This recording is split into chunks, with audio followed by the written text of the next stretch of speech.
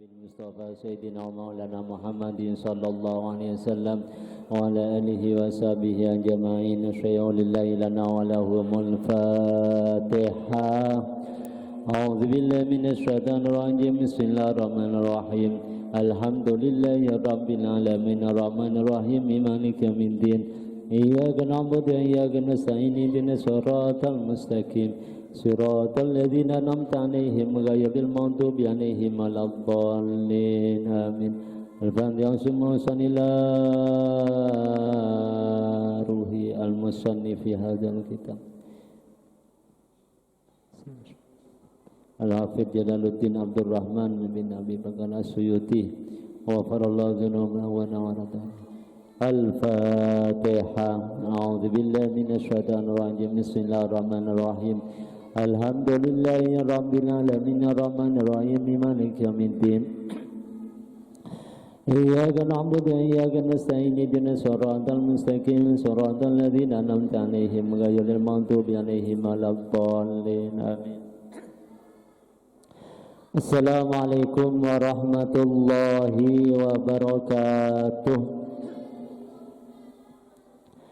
Bismillah, alhamdulillah, la hawla wa la quwata illa billah Wassalatu wassalamu ala Sayyidina Muhammadin ibni Abdillah Wa ala alihi wa ashabihi wa mawalah amma ba'du Qalu subhanaka la ilma lana illa ma'alamtana innaka antal alimul hakim Rabbi shrah li sadri wa yassir li amri wahlul 'uqdatam min lisani yafqahu qawli bi rahmatika ya arhamar rahimin Alhamdulillah jamaah Masjid Al-Falah Gembong dan juga segenap pengurus ketakmiran dan juga kemenitiaan Ramadan Masjid Al-Falah Gembong mustami'in mustami'at dan juga seluruh santri DPQ Masjid Al-Falah Gembong yang saya kami hormati. Alhamdulillah pada hari ini hari ke-6 di bulan Ramadan dengan mengucapkan bersyukur alhamdulillah kepada Allah Subhanahu wa taala sehingga kita masih diberi kesehatan, bisa diberi kesempatan oleh Allah Subhanahu wa taala sehingga kita bisa menghadiri kajian kitab Lubabul Hadis setiap hari pada bulan Ramadan. Semoga kehadiran kita bersama ini dapat menjadikan kita diselamatkan oleh Allah Subhanahu wa taala termasuk tergolong orang-orang yang selalu dicatat mencari ilmunya Allah Subhanahu wa taala sehingga mendapatkan ridha dari Allah Subhanahu wa taala. Amin ya rabbal alamin. Mustami'in mustami'at yang dimuliakan oleh Allah Subhanahu wa taala, pada hari yang ke-6 ini di bulan Ramadan kajian kitab Lubabul Hadis pada saat ini ialah bab tentang keutamaan wudu. Setelah kita mengkaji mulai awal, di antaranya ialah keistimewaan mengenal Allah Subhanahu wa taala lewat zikir la ilaha illallah, dan juga setelah mengenal Nabi Muhammad sallallahu alaihi wasallam dengan keistimewaannya membaca salawat terhadap Nabi Muhammad sallallahu alaihi wasallam. Sekarang menuju terhadap amalan-amalan ubudiyah. Yang pertama ialah fadilah wudu. Wudu merupakan syarat mutlak untuk sahnya melaksanakan solat, sehingga wudu tergolong termasuk dikategorikan toharoh. Karena taharah itu ada dua, taharah anil hadas dan taharah anin najasati, suci dari hadas dan juga suci dari najis. Laudu ini tergolong daripada taharah suci dari hadas kecil. Jadi kalau mengalami hadas kecil, tahu hadas kecil? Hadas kecil apa? Hadas kecil apa? Hadas kecil ialah kencing, ngentut, menyentuh orang laki-laki dan orang perempuan. Itu namanya hadas kecil. Lah hadas kecil ini sesuatu yang mewajibkan wudu kalau mau sholat. Lah sekarang keistimewaannya wudu. Jadi wudu itu ada keistimewaannya, walaupun wudu tersebut kita selalu melaksanakan tiap hari, bahkan tiap waktu sholat kita melaksanakan wudu. Kadangkala kita tidak tahu apa keistimewaan melaksanakan wudu itu sendiri, selain syarat menjadi sahnya sholat 5 waktu, itu ada keistimewaan. Kalau kita mengetahui tentang keistimewaan wudu, kalau kita mengamalkan nantinya setelah tahu, insyaallah ini kita akan selalu tidak lepas dari wudu setelah mengetahui tentang keistimewaannya wudu.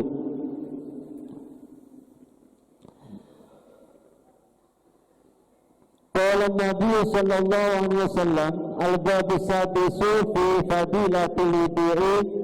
Qala Nabi sallallahu alaihi wasallam man tawadda'a bis-salati fa ahsana al-wudu'a summa qama ila salati fa innahu yakhruju min khati'atihi kayawmi waladathu ummuh.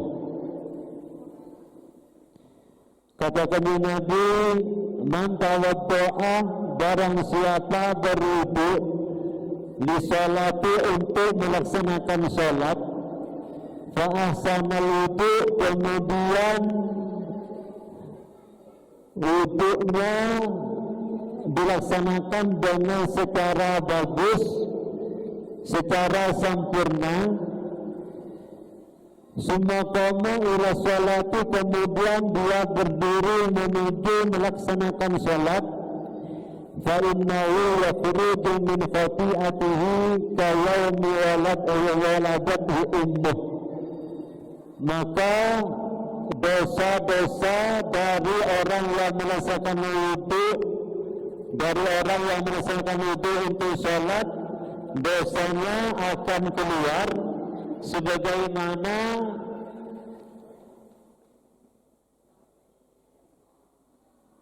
dia lahir dari perut ibunya. Artinya sebagaimana bayi yang tidak mempunyai dosa. Karena kita tahu setiap bayi yang keluar dari kandungan ibunya itu keadaan suci, tidak mempunyai dosa. Kullu mauludin yuladu ala fitrah. Setiap bayi yang keluar dari kandungan ibu itu fitrah, suci dari dosa. Lah begitu juga orang yang wudu untuk sholat, kemudian wudunya disempurnakan, maka dia dosanya akan runtuh, dosanya akan diampuni oleh Allah Subhanahu wa taala, tidak mempunyai dosa seperti halnya bayi yang keluar dari kandungan ibu. Jadi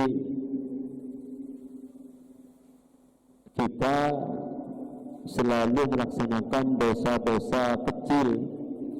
Jadi dosa kecil itu bisa diampuni dengan melaksanakan wudu.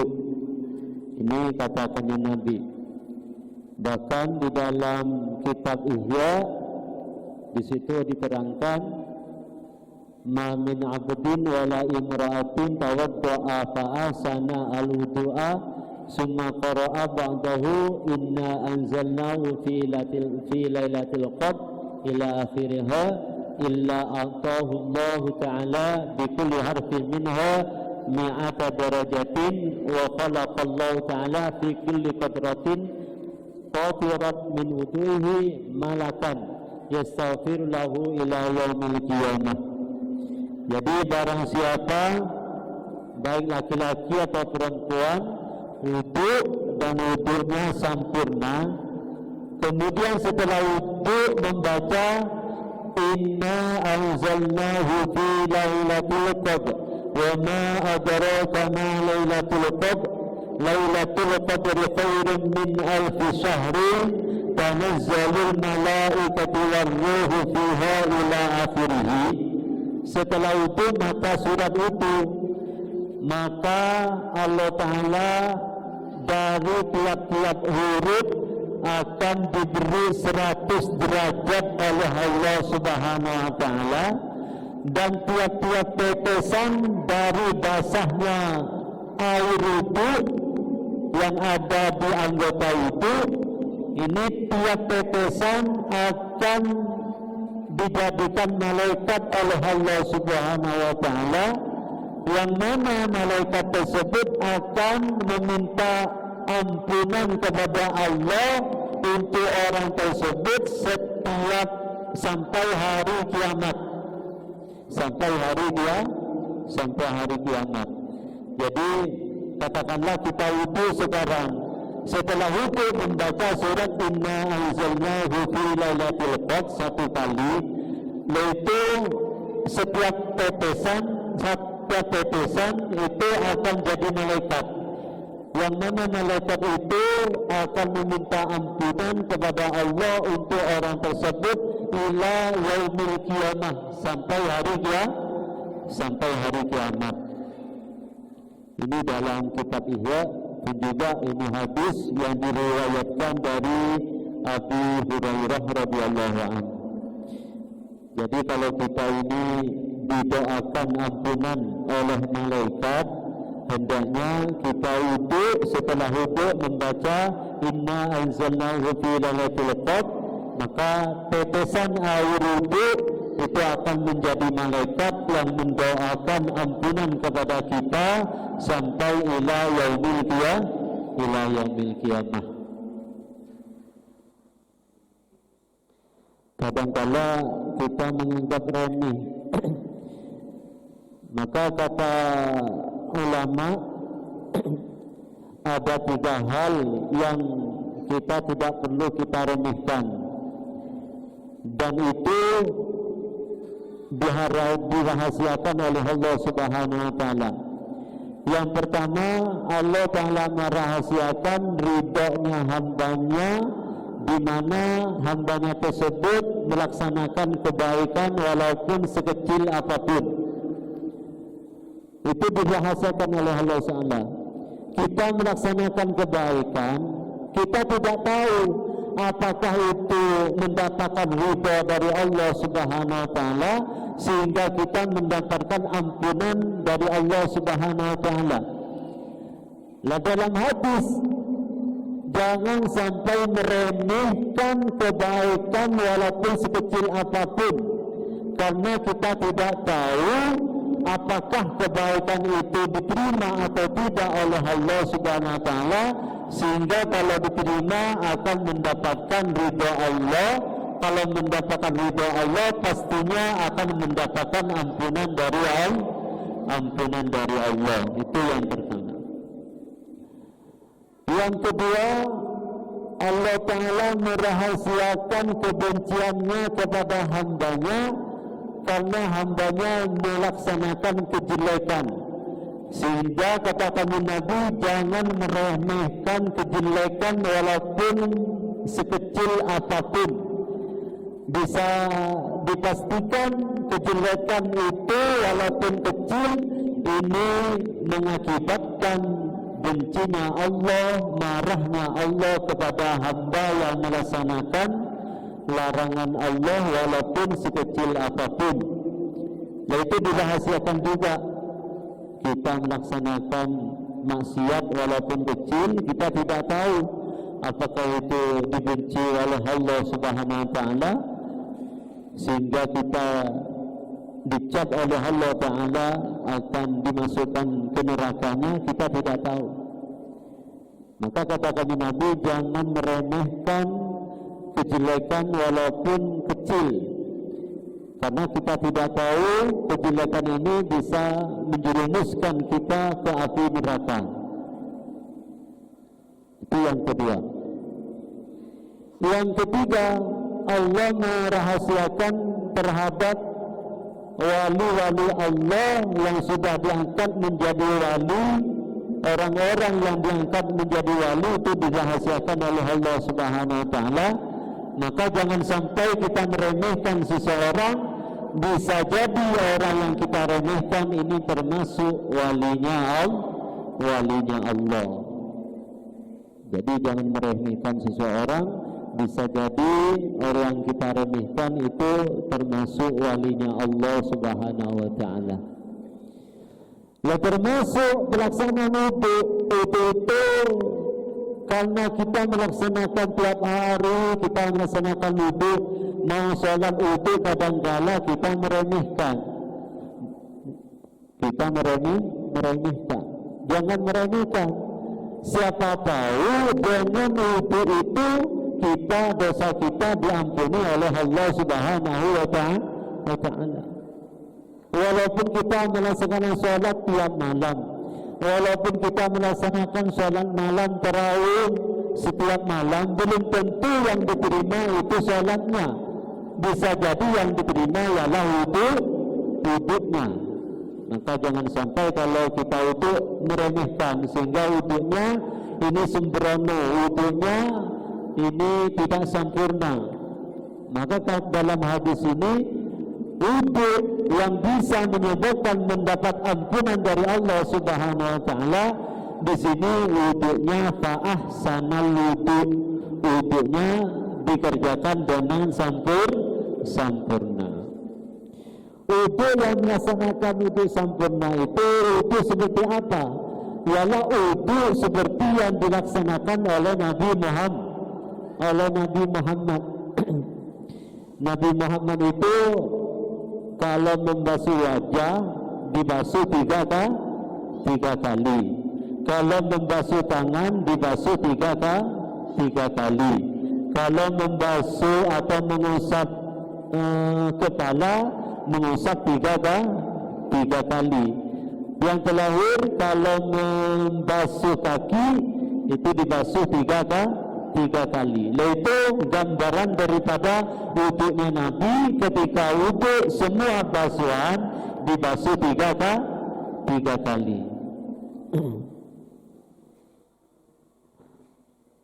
Kadang-kadang kita yang terpenting sah, walaupun dibasuh satu kali sudah dianggap sah, ini sudah dikatakan sempurna. Itu anggapan kita. Maka usahakanlah ketika wudhu itu dibasuh 3 kali selain basuhan wajib. Wa qala Nabi sallallahu alaihi wasallam, man tawadda'a li salati wa shalla kafarallahu dhunubahu ma bainahu wa baina salatil ukhra allati taliha. Kata kami Nabi, barang siapa wudhu untuk sholat, kemudian dia sholat, maka dosa-dosanya oleh Allah Subhanahu wa taala akan dihapus.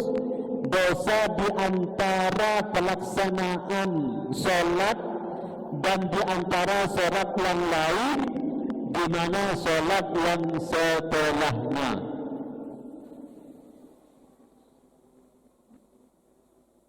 Ini menurut kitab Tanqihul Qaul, syarah daripada Lughatul Hadis. Dosa yang dimaksud di sini ialah dosa kecil. Wal murad as-sawair lal kabair, bukan dosa besar. Dosa besar itu seperti zina, membunuh orang, syirik, itu dosa besar. Maka kalau dosa besar, ampunannya ini tidak cukup dengan wudu. Yang ditanggung dosanya ini dihapus oleh Allah Subhanahu wa ta'ala karena wudu, kemudian sholat, ini dosa kecil. Dosa kecil. Melihat perempuan yang bukan mahramnya, itu dosa kecil. Atau menggosip orang lain, ini termasuk dosa kecil. Maka cara untuk diampunnya dosa kecil itu cukup dengan wudu, kemudian sholat. Sholat ini ya sholat sunat. Kan ada dalam fikih itu setelah wudu itu disunatkan sholat sunat 2 rakaat. Sholat sunat 2 rakaat. Itu termasuk faedahnya, keistimewaannya menghapus dosa yang kita laksanakan. Dosa itu diantara kita melaksanakan wudu dan diantara sholat yang setelahnya. Jadi sekarang wudu, sholat, kemudian kita melaksanakan dosa. Ya diantara nanti setelah wudu kemudian itu dosa yang kita diampuni oleh Allah Subhanahu wa ta'ala. Wa qala Nabi sallallahu alaihi wasallam man nama ala wudu'in fa adrakahu al-maut fi tilka al-lailah fa huwa indallahi syahidun.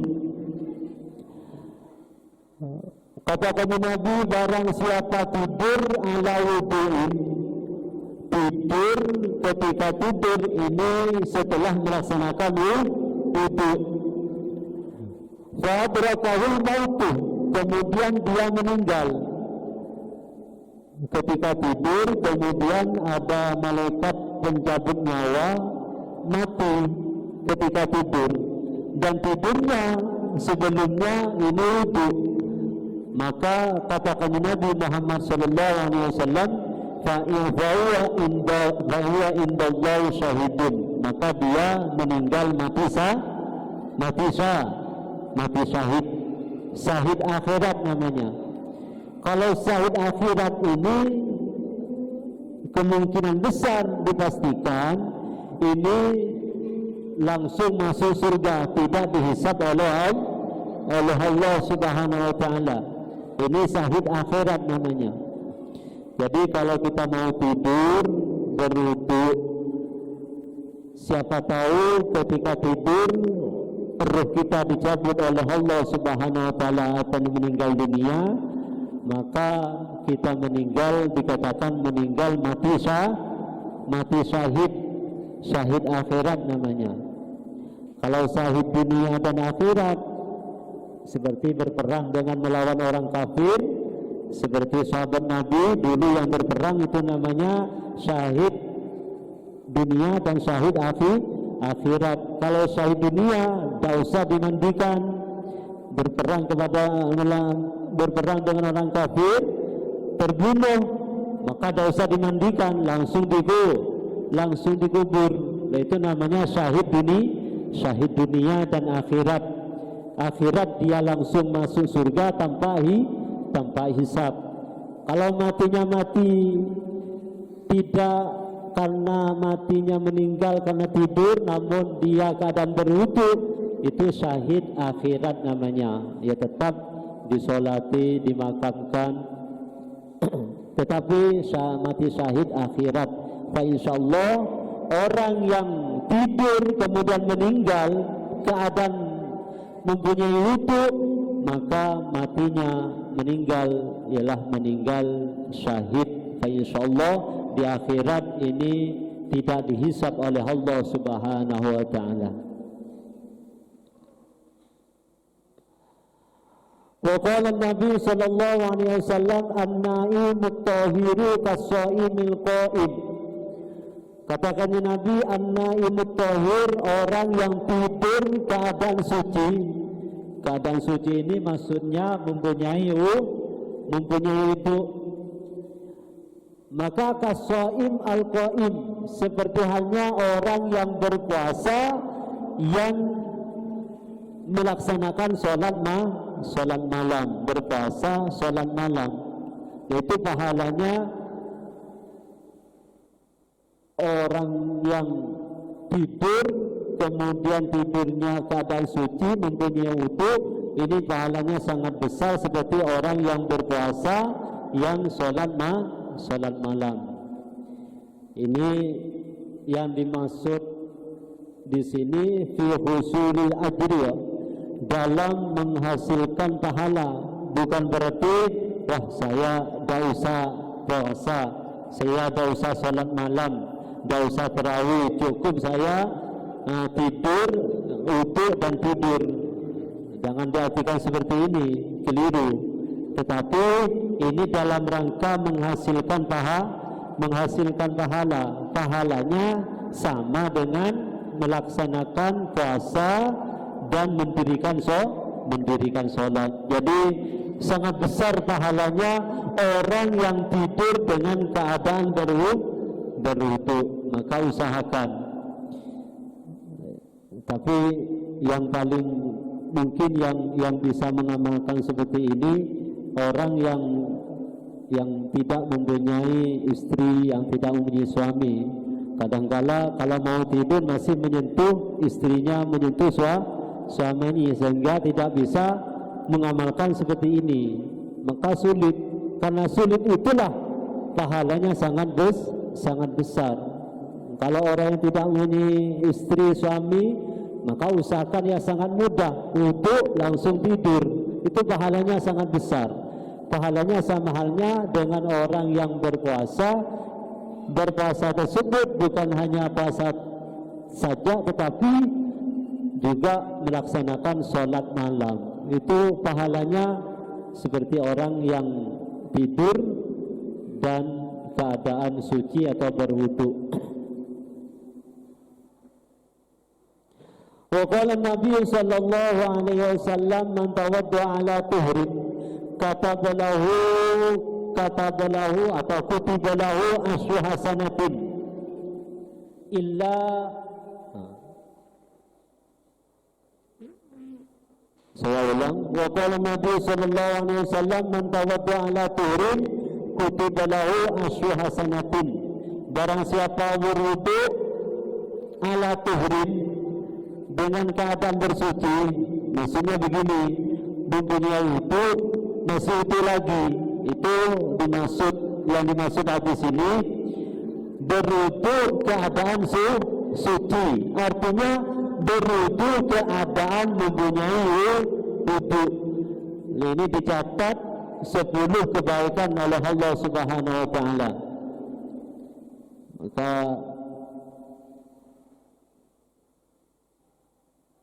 jadi wudu ini bukan hanya syarat daripada sahnya sholat, tetapi wudu ini nilai ibadah. Kalau nilai ibadah tidak mempunyai wudu atau tidak, masih dikategorikan ibadah.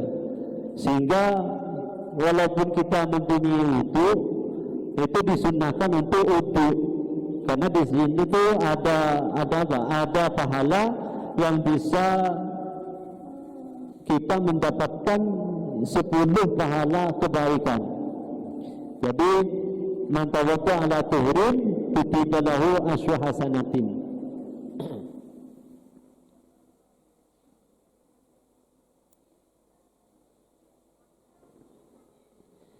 Lah yang dimaksud dalam syarah kitab Munjadul Hadis, yang dimaksud dicatat 10 kebaikan, wal murad bihi kataballahu bi aswaudu'atin. Jadi dicatat 10 wudu oleh Allah Subhanahu wa taala. Dicatat 10 wudu. Jadi orang yang sudah mempunyai wudu kok wudu lagi, lah itu dicatat 10 wudu. Jadi dicatat, dilipat gandakan oleh Allah Subhanahu wa taala, ini menjadi 10 lipat gandakan.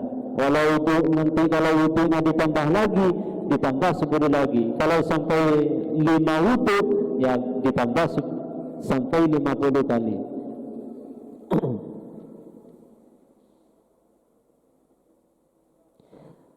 Dan untuk umatnya Nabi Muhammad, satu pahala itu dijanjikan oleh Allah Subhanahu wa taala, itu dilipat gandakan sampai 700 pahala. Jadi waqad wa'adallahu bil wahid sab'i.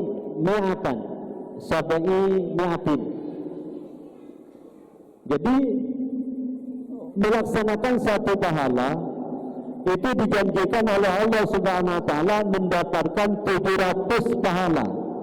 Saking banyaknya ini untuk umatnya Nabi Muhammad sallallahu alaihi wasallam. Wa ada sawaban bi'airi hisabin. Bahkan Allah taala berjanji akan mendapatkan pahala orang tersebut nanti di akhirat tanpa hisab. Jadi dengan itu bisa jadi orang tersebut tidak dihisab oleh Allah Subhanahu wa taala.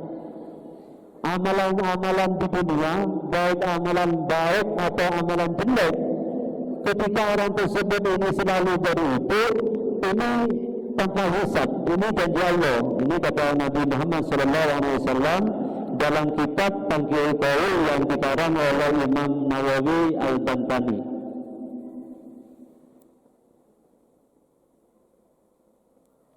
Wa qala Nabi SAW la salata liman la wudu'a lahu wa la wudu'a liman lam yadhkur ismallahi alaihi. Wa qala Nabi SAW la salata, tidak ada salat yang sah liman bagi orang la wudu'a yang tidak mempunyai wudu, wala wudu'a dan tidak ada wudu yang sempurna liman bagi orang lam yadhkur yang tidak menyebut ismallah, nama Allah. Perhatikan hadis ini bahwasanya menyinggung masalah bahwa wudu itu termasuk syarat mutlak daripada melaksanakan sholat, sehingga kata Nabi la sholata liman la wudu'ah, tidak ada sholat yang sah bagi orang yang tidak berwudu. Jadi secara mutlak tidak sah sholatnya kalau tidak berwudu. Wala wudu'a liman lam yadhkur ismallahi alaihi. Wala wudu'a dan tidak ada wudu yang sempurna. Ini artinya tidak sama ya. Kalau yang pertama la sholata ini tidak ada sholat yang sah. Kalau wala wudu'a tidak ada wudu yang sempurna. Ini kalau orang tidak belajar ilmu fikih dari ulama-ulama yang kuno, langsung belajar hadis, maka dipastikan orang tersebut mengartikan bahwa membaca bismillah dalam wudu itu hukumnya fardu. Akan tetapi menurut ulama-ulama dalam ilmu fikih bahwa membaca bismillah itu hukumnya sunnah. Ketika wudu membaca bismillah itu hukumnya sunnah. Maka cara mengertikan hadis di sini wala wudu'a liman lam yadhkuris, dan tidak ada wudu yang sempurna. Jadi wudunya tetap sah tetapi tidak sempurna. Orang yang wudunya tidak menyebut nama Allah, artinya tidak membaca bismillahirrahmanirrahim. Maka dalam fikih itu membaca bismillah itu dikategorikan sunnah muakkad. Kalau sunnah muakkad ini jangan sampai ditinggalkan. Kalau ditinggalkan ini nanti disunnahkan di tengah-tengah wudu itu membaca bismillah walahu wa akhirahu. Seperti halnya kita makan itu sunnah makan membaca bismillah. Kalau lupa di tengah di tengah makan ingat bahasanya tidak membaca bismillah, maka disunahkan bismillahi awwalahu wa akhirahu sebetulnya pelaksanaannya itu. Maka terjemahan dari hadis di sini, la salata liman la yudi'a lah wa la yudi'a liman lam yadhkur ismallahu alaihi. Tidak ada salat yang sah yang tidak melaksanakan wudu, dan tidak ada wudu yang sempurna yang tidak menyebut nama Allah Subhanahu wa taala. La ulama fikih mengartikan di sini la salata ini tidak sah salatnya. Jangan diartikan tidak sempurna salatnya, itu begitu. Karena wudu ini hukumnya wajib syarat mutlak menjadi sahnya salat. Maka cara mengartikannya, la salatah tidak sah salatnya orang yang tidak berwudu. Wa qala Nabi sallallahu alaihi wasallam, al-wudu syatrul iman. Wudu adalah separuh daripada iman.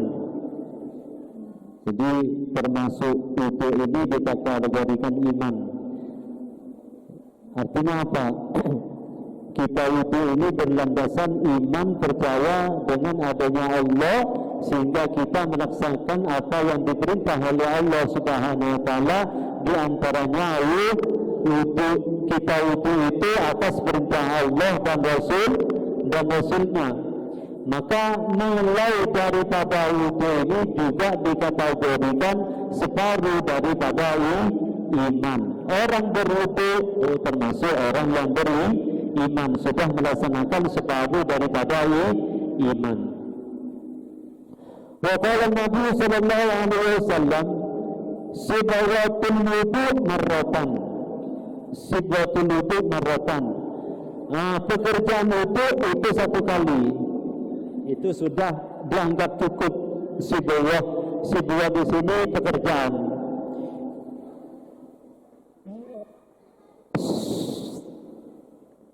Fardu itu ada berapa? Anak-anak begitu. Fardunya itu ada berapa? Fardunya itu ada berapa? Ada yang pertama niat. Yang kedua membasuh wajah. Yang membasuh wajah satu kali itu cukup.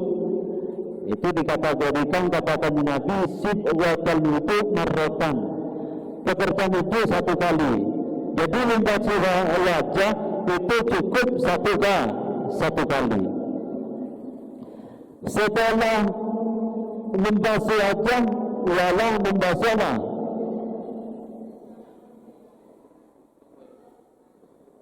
Membasuh tangan. Ya, membasuh tangan satu kali itu sudah dianggap cukup. Kemudian mengusap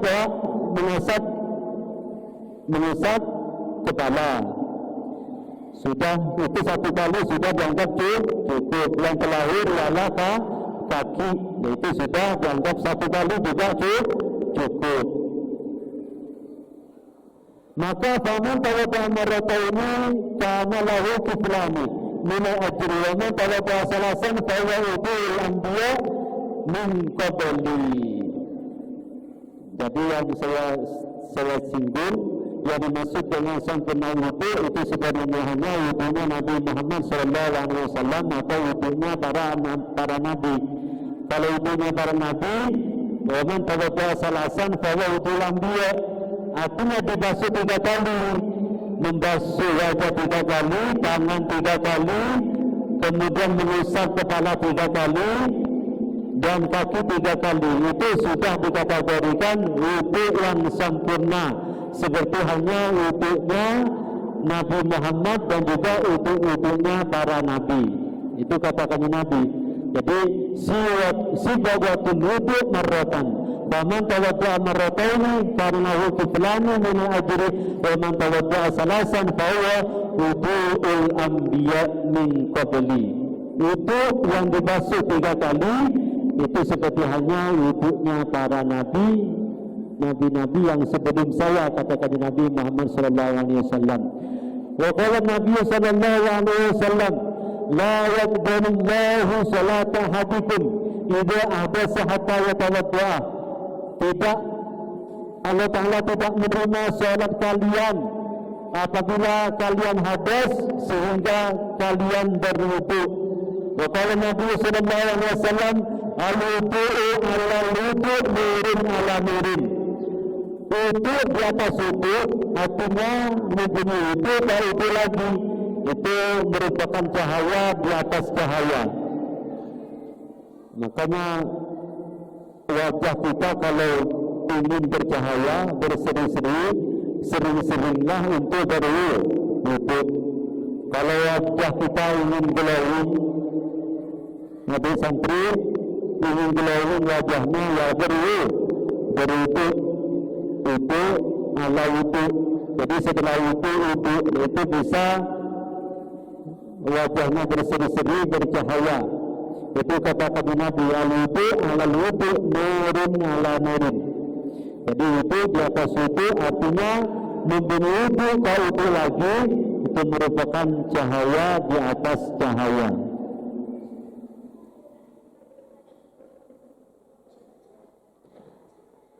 Al-babu sabi fi bifi fadilati siwak wallahu a'lam. Alhamdulillah, kajian yang saya baca selama 3 hari ini mulai dari bab fadilah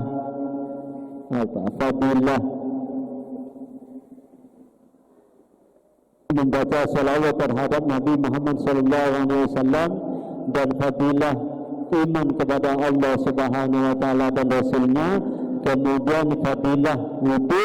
Ini semoga kita mendapatkan ilmu yang bermanfaat, ilmu yang berguna sehingga kita bisa mengamalkan, dan dengan mengamalkan hadis yang kita baca, insyaallah kita diakui sebagai umatnya Nabi Muhammad sallallahu alaihi wasallam.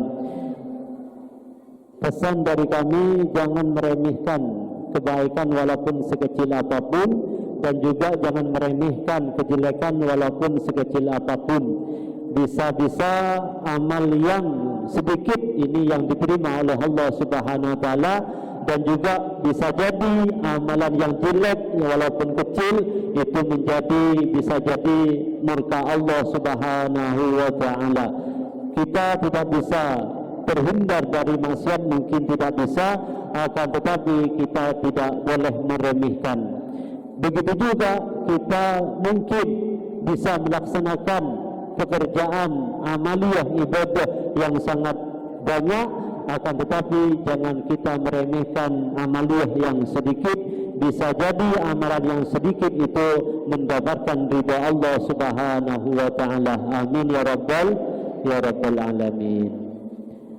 Untuk undian sekarang ini kita baca langsung bahwa undian yang diedarkan oleh panitia yang mendapatkan hadiah, undian diperhatikan yang bernomor ini ada hadiah, kayaknya ada hadiah beras. Nomornya perhatikan 9.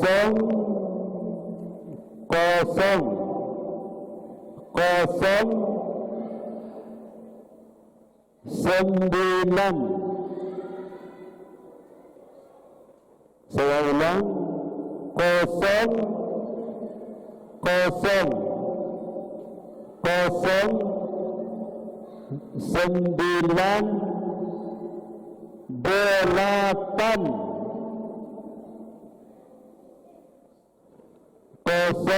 3 kali, kemudian 98. Ayo dilihat nomornya.